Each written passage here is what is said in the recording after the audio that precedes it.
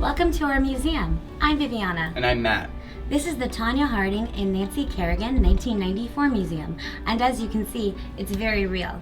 It's located in the hallway of our apartment, and it's filled with very real artifacts and very real donated art. Artifacts is just art with facts in it. All museums have art and artifacts. This is a museum. All of the major moments in the timelines will be translated into emoji just so that it's accessible for all audiences.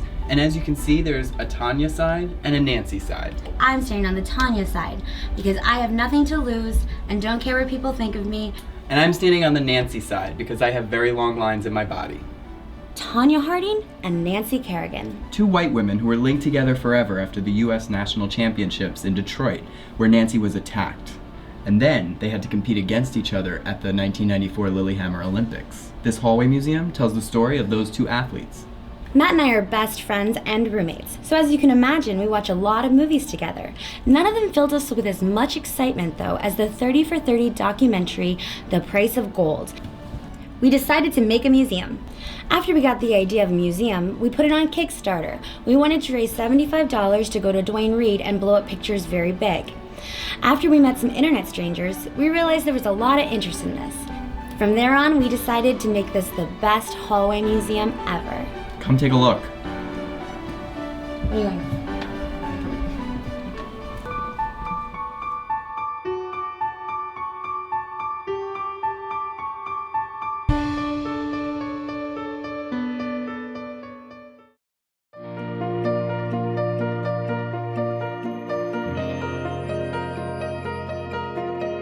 This is the Nancy side, and we start with Nancy as a young girl. Here she's growing up, really a tomboy, even though a lot of people say that Tanya was the tomboy. Nancy was a tomboy too. It just isn't sort of something that people talk about. But here she is really creating those long lines in her body, which leads to this. Also, her support system, her loving parents here watching her perform. This is a milk cap from Stoneham, Massachusetts. We really didn't need that one. It was very expensive. It's a very important artifact because it speaks to how American the story is. Up here you're looking at a photo of Nancy and her coach.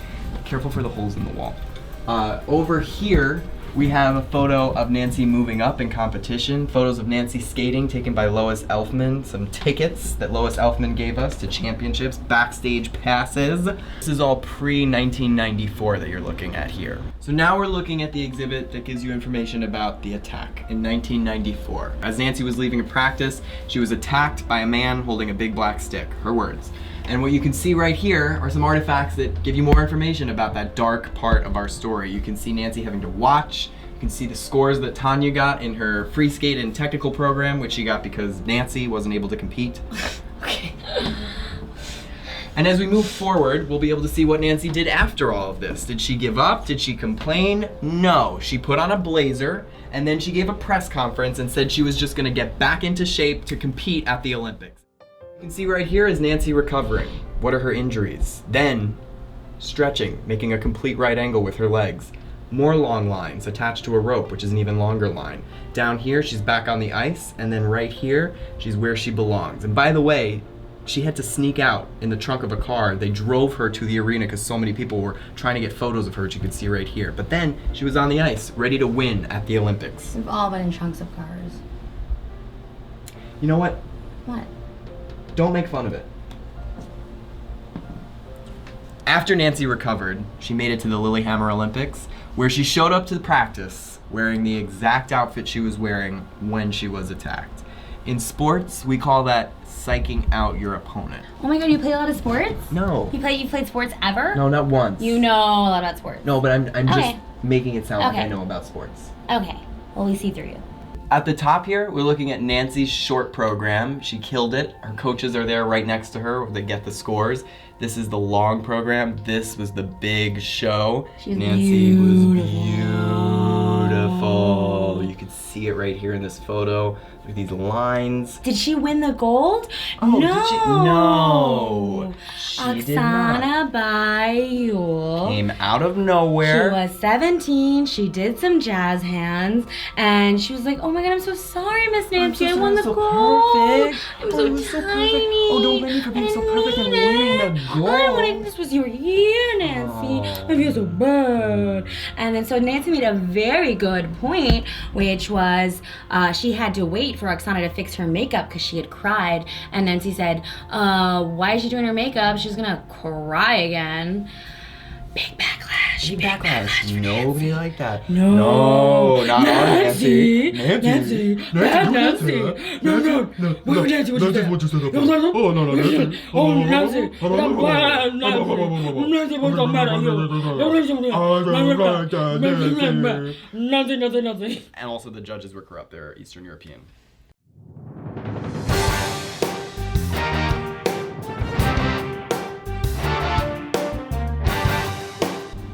Tanya Harding was born on the wrong side of the tracks, and that's not her fault, but let's take a look at it.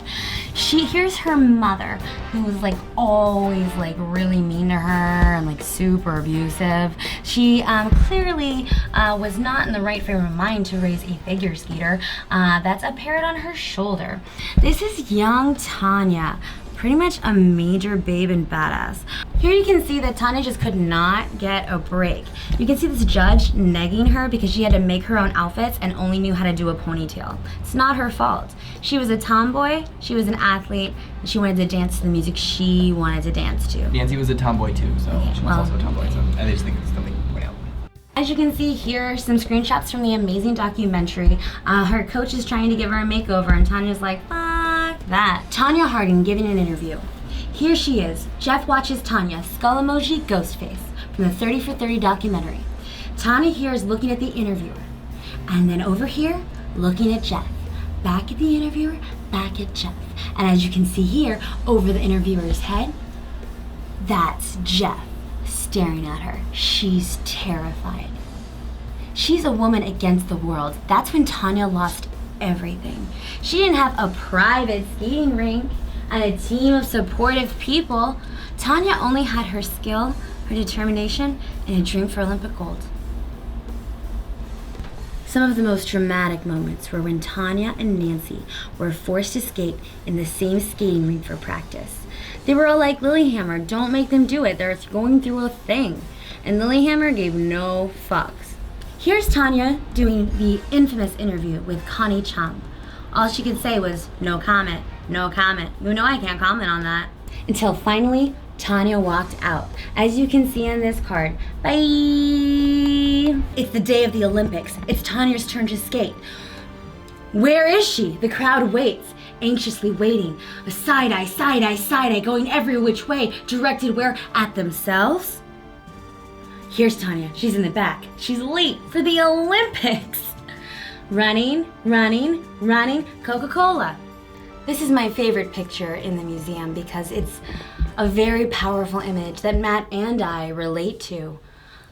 Tanya goes up to the judges in the middle of her program during the Olympics and says, my lease is broken! And here we see the media reaction to Tanya.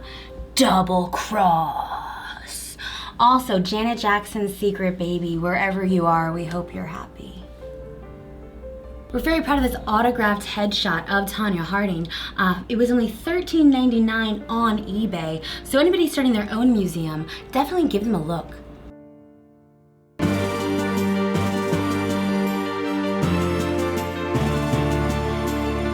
This section commemorates Tanya Harding being the first American to land the triple axel in competition. I mean, nobody can take that away from her. Nobody can take that away from her. This diorama was donated by Brittany Powell Perrick of Portland, Oregon. Portland is Tanya country. This is by Rebecca and Josh Grieco, who live in Aurora, Illinois, across the country. Halfway across the country. This work of art, you can see Tanya's rosy cheeks, Nancy's perfect eyebrows. Here, this is from Samantha Duncan, sister of our good friend Amanda Duncan, and it's gorgeous. We also have some amazing cross stitches from Kate Fitzpatrick, and it is Tanya crying in the middle of the ice in front of the entire world, which I absolutely know is something that I would do. Right here, you're looking at a work of art by Mike Dennison. He's from Nancy's hometown. And he made this for the museum. It's Nancy and Tanya in a hallway. But this hallway is the one from The Shining, and they're the twins from The Shining. Next to it, another work of art. we're looking at the smallest, Tiniest, so small. tiniest figurines here of Nancy and Tanya inside of these framed jewel boxes by Nick Walsh. This is a TV guide, the cover of the TV guide from 1994, special edition commemorating the Winter Olympics that year. Inside is an article by Mary Alice Kellogg, who we met, who let us into her home. She was so fun. I drank a bottle of her wine. She asked us to leave. Gracefully. With such grace. So much poise. Very respectable. That brings us to the tweet heard round the world. This is a calligraphy representation of Kevin Burke's tweet made by Heather Ronert. If you can't handle me at my Tanya, you don't deserve me at my Nancy. Truer words have never been spoken. Or tweeted. Well, that's right, they were tweeted. We've reached the end of the hallway, and that brings us to the audio-visual section. Here we have Tanya and Nancy doing one of their best performances each. Nancy's at the Lillehammer Olympics in 1994. Here she is doing one of her death drops, and it really is just showing what she did as an athlete. Here we have Tanya in her amazing performance where she was the first American to land the triple axel. We do have Tanya on an Android. And Nancy on an iPad. We feel that that's appropriate, because, yeah, sure, the iPad is very user-friendly and instinctual, but the Android, you can do a lot with an Android that you're not allowed to do on an iPad. With her. She takes it to Funky Town.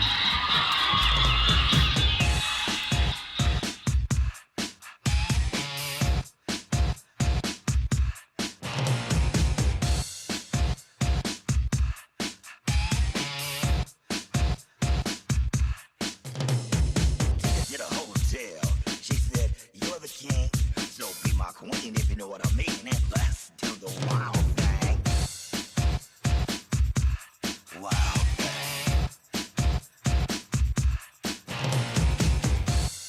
Thank you so much. Thank This you has so been much. a wonderful experience. We couldn't have done it without you. Thank you. Thank you.